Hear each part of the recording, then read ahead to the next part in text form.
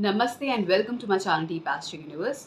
आज मैं आप सभी के साथ बात करूंगी अगस्त 2026 का महीना कैसा रहेगा सभी 12 लग्नों के बारे में। लेकिन शुरुआत करेंगे आज हम मेष लग्न से। मेष लग्न के बारे में अगर मैं बात करूं तो उससे पहले ये आपको जानना बहुत ज़रूरी है कि जो भी मंथली ट्रांजिट्स होते हैं, ये ट्रांजिट्स आपको आपके जीवन में जो कुछ भी होने वाला है, घटित होने वाला है, उसके बारे में संक्षेप में एक दिशा निर्धारित करते हैं। पर आपकी जो रियलिटी होती है, जो भी आपके जीवन में होता है, घटित होता है, वो सारी चीज़ें आपकी महादशा पे डिपेंड करती हैं।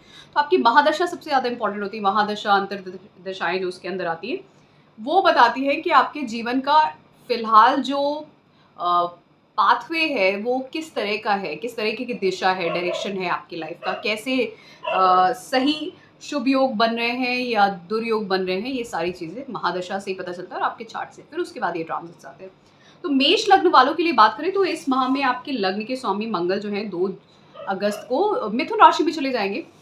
अब जब ये लग्न के स्वामी और अष्टम भाव के स्वामी जाएँगे मिथुन राशि में, तो यहाँ पर ये तीसरे भाव में मंगल मिथुन राशि में वीक माने जाते हैं, कमज़ोर माने जाते हैं, इसलिए क्योंकि मिथुन राशि उनकी शत्रु की राशि है, बुध की राशि। तो यहाँ पे ये थोड़े से परिणाम जो हैं, जो आपको थोड़े से कठिनाई के साथ मिलते हैं। लेकिन क्योंकि तीसरा भाव परिश्रम का भाव है, उपचय भाव है, यहाँ पे क्रूर ग्रह अच्छा भी करते हैं। तो ऐसा नहीं है कि मंगल पूरी तरीके से खराब करेंगे।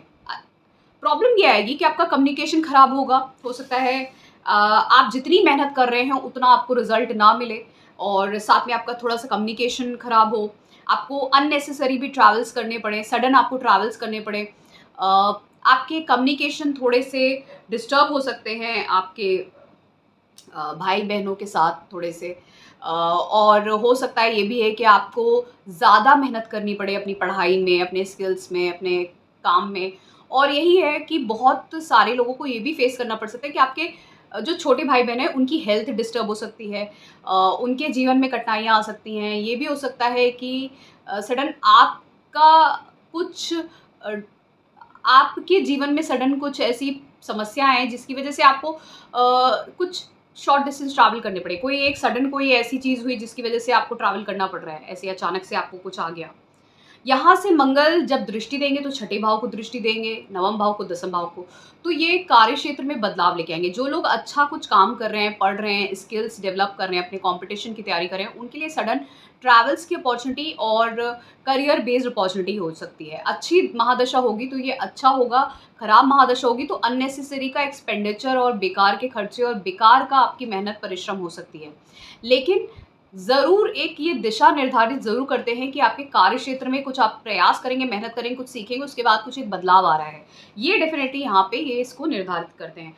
शनिदेव जो है वो वक्री रहेंगे 27 जुलाई। तो मैंने ये बोला था कि 27 जुलाई से जब शनिदेव वक्री हो जाएँगे तो उनका प्रभाव आपको अगस्त से ही दिखेगा। अगस्त से जब ये दिखेगा तो शनिदेव आपके दसम और 11वें भाव के मालिक हैं, और क्योंकि मीन राशि में है, देखिए मीन राशि एक ऐसी राशि है जहाँ पर शनिदेव 12वें भाव में जब रहते हैं ना, तो वैसे तो वो बहुत ज़्यादा, जब से 12वें भाव में है मेष वालों के लिए आपको कहीं न कहीं से परेशानियाँ आ रही हैं, पैसे का खर्चा आ रहा है।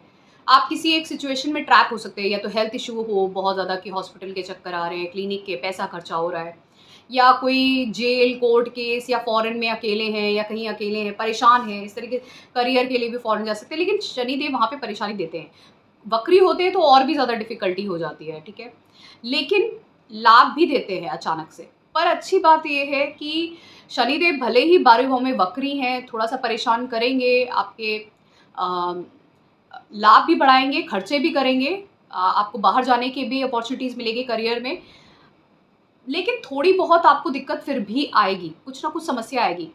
पर अच्छा क्या होगा? कैसे ये शनिदेव थोड़ा बहुत जो खराब कर भी रहे होंगे, कैसे उसकी जो इंटेंसिटी है वो कैसे रिड्यूस हो जाएगी? यहाँ पर शनिदेव मीन राशि में है जो बृहस्पति देव की राशि है, और बृहस्पति देव इस वक़्त चौथे भाव में उच्च के होंगे, और वो क्योंकि वो कर्क राशि में उच्च के होंगे वहाँ पे उस वक़्त, और दृष्टि भी दे रहे होंगे शनिदेव को, तो शनिदेव चाहे भी तो भी आपका कुछ बिगाड़ नहीं पाएँगे। तो घर में आपके जीवन में बहुत बड़ा बदलाव देने वाले हैं बृहस्पति देव। कार्यक्षेत्र में बदलाव, मान पद प्रतिष्ठा बढ़ेगी। जीवन में कोई भी डिफ़िकल्टी चल रही थी, जैसे शनिदेव 12वें भाव के अच्छे नहीं माने जाते, खराब ही कर रहे थे आपको, सिचुएशन आपके लिए बहुत प्रॉब्लमेटिक हो रही होगी। तो यहाँ पे बृहस्पति देव ने उसको हर एक चीज़ को कंट्रोल करके रखा है। जैसे यहाँ पे आपके खर्चे कम कर दिए, आपकी हेल्थ इश्यूज़ रिड्यूस किए, आपके घर में अच्छे बदलाव किए, अच्छी चीज़ें आईं, अच्छी चीज़ें हुई। फिर उसके बाद आपके जीवन में जो समस्याएँ थी, उनको कम किया, कार्यक्षेत्र में स्टेटस बढ़ाया आपका, ये सारी चीज़ें यहाँ पे होती हुई दिखी। वहीं पे शनिदेव दृष्टि भी, तीसरी दृष्टि आपके दूसरे भाव को, सप्तम दृष्टि छठे भाव को, और जो दसम दृष्टि है, वो उसके साथ-साथ नवम भाव को दे रहे हैं। तो स्लोली एंड स्लोली आपके भाग्य को बढ़ा रहे हैं। ट्रैवल के बहुत अपॉर्च्युनिटीज़ मिलेंगी, आप ट्रैवल बहुत करेंगे, कार्यक्षेत्र में बढ़ेंगे। जो भी समस्याएँ हैं, धीमे-धीमे आपके घर में पैसों को लेके सब चीज़ें दूर होंगी। और कहीं न कहीं जो लोग जॉब के लिए प्रयास कर रहे हैं, आगे कॉम्पिटिशन के लिए प्रयास कर रहे हैं, पिता से मतभेद था, प्रॉब्लम थी, कुछ चल रही थी, भाग्य साथ नहीं दे रहा था, ये सारी चीज़ें सही होते हुए दिखेंगी। और ऊपर से क्योंकि बृहस्पति देव उच्च के हैं, बृहस्पति देव आपके नवम और 12वें भाव के मालिक हैं, भाग्य साथ देगा, ट्रैवल्स होंगे, अच्छी चीज़ें होंगी आपके घर में, परिवार में, बदलाव होंगे, कोई नया सदस्य आ सकता है, और जो भी समस्याएँ हैं वो दूर होंगी। कार्यक्षेत्र में भी आपको वृद्धि और स्टेटस राइज़ होगा। ये सारी चीज़ें अच्छी-अच्छी यहाँ पे इस समय होती हुई दिखेंगी आपको। शुक्रदेव की बात करें तो शुक्रदेव कन्या राशि में रहेंगे 1 अगस्त से। देखिए, शुक्रदेव वैसे भी अच्छे ग्रह नहीं माने जाते आपके लिए मार्किश हो जाते हैं, दूसरे और सप्तम भाव के मालिक हैं। ये यहाँ पे कन्या राशि में रहेंगे 1 अगस्त से, तो ये और भी खराब हो जाते हैं। तो अगर आपके स्पाउस है, या आपकी फैमिली है, या आपके स्पाउस हैं, या आपका पैसा है, या आपका बिज़नेस है, ये कहीं न कहीं नुकसान में जा सकता है। मतलब अगर आपका बिज़नेस है, तो वह वो उसमें आपको नुकसान हो सकता है। अगर आपका स्पाउस हैं, तो उनके साथ मतभेद हो सकता है, परिवार में आपके मतभेद हो सकते हैं, पैसे को लेके थोड़ी बहुत समस्या आ सकती है, लेकिन पैसा आएगा भी। देखिए, दूसरा और जब छठा भाव जुड़ता है, तो पैसा ज़रूर आता है, सप्तम भाव भी जब जुड़ता है, तो पैसा ज़रूर आता है, ठीक है? पैसा आता है, लेकिन पैसा कहीं न कहीं व्यय भी होगा। ख़ासकर जो व्यय होगा, वो आपके स्पाउस से जुड़े हुए या बिज़नेस में जो अगर आप बिज़नेस करते हैं, बिज़नेस से पार्टनरशिप में जो पैसा आता है, वो उसमें कमी होना। लेकिन ओवरऑल ये पैसा ज़रूर देता है। घर में कोई ऐसा मेंबर हो सकता है जिसकी हेल्थ डिस्टर्ब कर सकती है, स्पाउस के साथ मतभेद हो सकता है, इस तरह की चीज़ें। लेकिन धन ऐसा नहीं कि आएगा नहीं, धन आएगा, बट हो सकता है जितना आता है उससे कम आएगा, खासकर बिज़नेस वालों के लिए। जिनकी सैलरी फिक्स्ड है, उनके लिए ये बात नहीं कह सकते, उनके लिए फिर भी अच्छा है, ठीक है? और अगर आपको कोई आपके परिवार में किसी को शुक्र से जुड़ी हुई हेल्थ इश्यूज़ हैं, डायबिटीज़ है, या कुछ और पीसीओडी, पीसीओएस, या इस तरीके की और भी जेनिटल से जुड़े हुए हेल्थ इश्यूज़ हैं, उनको डेफ़िनेटली ध्यान रखने की ज़रूरत है। राहु केतु की बात करें, राहु इस वक्त आपके 11वें भाव में है, केतु पंचम भाव में है।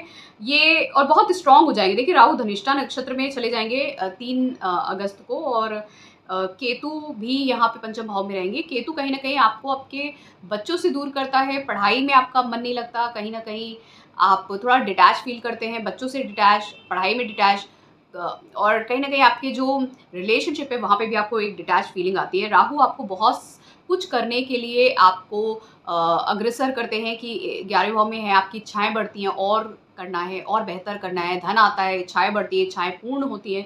तो राहु कहीं न कहीं अच्छे हो जाते हैं, और राहु धनिष्ठा नक्षत्र में रहेंगे, मंगल के नक्षत्र में, जो आपके लग्न और अष्टम भाव के मालिक हैं। तो अचानक से धन को लेके, सोशल नेटवर्क को लेके बदलाव देते हुए दिखेंगे, और ये अचानक से चीज़ें होंगी, और आपके जीवन में भी आपकी इच्छाएँ अचानक से पूर्ण होने लगेंगी। राहु अचानक से कार्य करते हैं, और क्योंकि 11वें भाव में बैठे हैं, धनिष्ठा नक्षत्र में, आपके लग्न और अष्टम भाव में, तो जितने भी आपके कार्य आपके खुद के स्वयं की इच्छाएँ हैं, और जो भी इच्छाएँ आपके कोई आपके पास इनहेरिटेंस है, या इंश्योरेंस एफडी है, या स्पाउस का धन है, या कुछ भी ऐसी चीज़ें हैं, या कुछ ऐसी चीज़ें थी जो आप अचानक से कुछ करना चाहते थे, और आप कुछ करना चाहते थे, और आपकी इच्छाएँ थी, वो सब अचानक से होने लगेंगी, ठीक है? और आपकी इच्छाएँ पूर्ण होने लगेंगी, धन भी आएगा इसमें, और सोशल गैदरिंग भी होगी। तो ये सब राहु करवाएँगे इस वक़्त, ठीक है? वो सब आपके लिए अच्छा हो जाएगा। उसी के साथ-साथ जब हम बात करते हैं बुध की, तो बुध पहले 5 अगस्त को कर्क राशि में रहेंगे, और जब वो कर्क राशि में है, तो 16 जुलाई से 16 अगस्त तक सूर्यदेव भी कर्क राशि में रहेंगे।